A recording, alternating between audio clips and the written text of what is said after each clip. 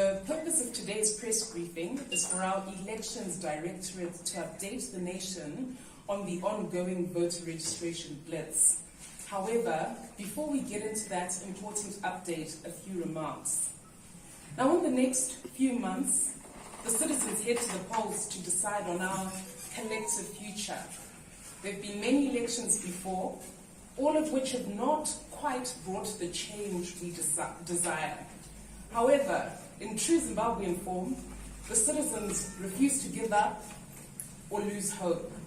We've been overwhelmed by the hunger of people, young and old, with all creeds, tribes and genders for change across all provinces, and their hunger for a Zimbabwe that works for the many and not the few. Since we announced our new movement on the 24th of January 2022, it's grown beyond all expectations. They thought they buried us. They didn't realize that we're proverbial seeds. Now, Change Champion-in-Chief Advocate Nelson Chamisa recently laid out the Zimbabwe agenda for 2023, which is based on 5 pillars, as you all know.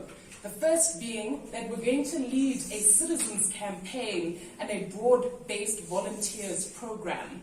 This is going to see an unprecedented mass movement of citizens coming together like never seen before on the continent. And we've got an energetic team of volunteers, and we encourage all citizens to get involved in this campaign. It won't be an elite campaign, it will be a grassroots campaign. The second pillar is that we've revolutionized and changed our candidate selection process. We're going to have citizen representatives. Communities are going to select their own candidates by consensus. In true democratic fashion, we're going to give communities a voice in deciding who their representatives are. This is a truly democratic system that gives power back to communities whose voices have not been heard so strongly in the past. The third pillar of Agenda 2023 is the need for us to all secure and defend the vote. President Nelson Chamisa indicated that we're going to have polling agents at every single polling station across the length and breadth of Zimbabwe. He also indicated that we're looking at a number of about 44,000 polling stations, polling agents across the country. And this also requires all citizens to make sure that they participate in defending their votes so that we win the nation for change. The fourth pillar is around alternative policy formulation. We're going to have a new Great Zimbabwe blueprint that sets out our plan to govern the nation. The fifth pillar is around global advocacy for change, where we're going to be working with and lobbying SADC, the African Union, the United Nations to ensure that we internationalize the struggle for a better Zimbabwe. So in line with this agenda, our next steps, obviously we've got the voter registration blitz that my colleague from the Elections Directorate is going to speak to just now. But after that, we're going to go straight into community candidate selection by consensus. And just to be clear, the communication as to when this will be rolled out will be made officially through our official channels. So make sure you tune in for that. We're going to ensure that the process is transparent and widely publicized, so everybody can look forward to that. And if you do have an interest in standing, please look out for that announcement so that communities also step up. We want to ensure that in all streets, all communities, all villages, citizens have a voice in deciding who represents us as citizens in the upcoming government. The next step, obviously, is around proclamation. In terms of our electoral law, Mr. Mnangagwa is to proclaim the election date.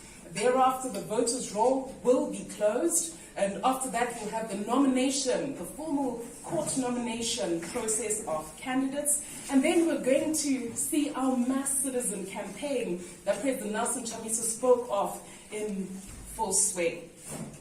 Now, our goal is to win hearts and minds. We've got a plan, as you'll hear at the launch of our new Great Zimbabwe Blueprint, to build new infrastructure through efficient stewardship of our resources and prudent prudent fiscal management. You're going to be voting for an energy plan that includes credible guarantees to independent power producers, flexible licensing for renewable energy investors, accelerated investments in large-scale power projects, and an overhaul of our transmission networks. I think we all are having trouble with the excessive load shedding, and that's going to be a thing of the past when the citizens win Zimbabwe for change. We're also going to deliver a modern health plan where our budget meets the Abuja Declaration on Budgetary Allocations to Health, keeping our health workers at home through better pay, and harnessing the vast talent pool in the private and public sectors. We also have an education plan. As we all know, education is the bedrock of any successful nation. We will ensure that teachers are paid adequately and there's sufficient capital funding in schools, and we update our curriculum to make sure that it's fit for purpose. Our farmers will be voting for our agricultural policy, which rewards farmers for their hard work. It does not rob farmers through opaque programs that benefits the elite. The farmers will vote for title deeds to their land and better prices for their crops. We similarly have a mining policy that's going to ensure that we rectify all the anomalies that we currently see in the mining sector, which seems to be benefiting elites through gold smuggling, which is costing the fiscus $100 million US every single month. We're going to see an end to that. And we also have an anti-corruption plan to ensure that there's sincerity in the fight against corruption. Now, obviously, we note the last-minute attempts by ZANU-PF to throw trinkets at traditional leaders, our chiefs, at soldiers, at civil servants, but the citizens know how much they've been suffering over the past 5 years. And what we commit to as the CCC is restoration of our dignity collectively as Zimbabweans. And so I'll just end with a call to action for the citizens. As always, it's the courage of Zimbabweans that will carry all of us through. We applaud the heroic efforts and defiance of the citizens. We continue to call for the release of Honorable Job Sikala, who today has been detained for 275 days. And finally, we continue to encourage everybody to hop onto the 1+5 campaign. Ensure that all who are around you are registered to vote so that we win Zimbabwe for change. Without further ado, I'm going to defer proceedings to our Elections Directorate, who today are going to be represented